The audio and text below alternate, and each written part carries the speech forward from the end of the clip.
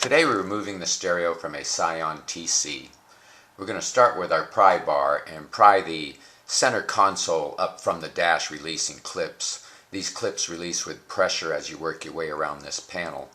With this panel loose, you can lift it up and slightly back from the dash. This panel does overlap the upper panel, so we need to pull this one back to get to the next panel. Close the cover for the car stereo and again pry around the edges of the upper trim panel, releasing clips. Again, these clips release with pry pressure.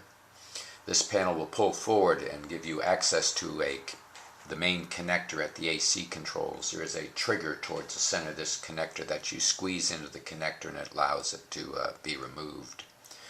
Then you can set this panel to the side and this will give you access to the car stereo and the 4 mounting screws. Aftermarket car stereo in this vehicle usually just requires a wire harness and the radio you want to install, either a double DIN or a single DIN with pocket, and use the existing factory brackets with the aftermarket stereo hardware. With the car stereo pulled from the dash. Now you've pulled the stereo out of the dash and have access to the back of the stereo, and in order to release these connectors, the main antenna, usually this is a universal antenna, and to remove most antennas you grasp it by the base and it just removes. To reinstall it, it just goes back in and push it in until it's tight.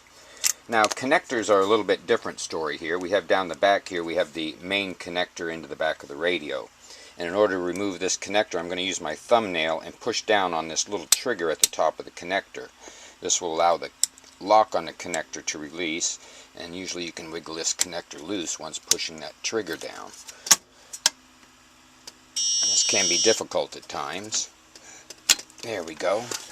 Hope this video has been helpful. Please subscribe and thank you for watching.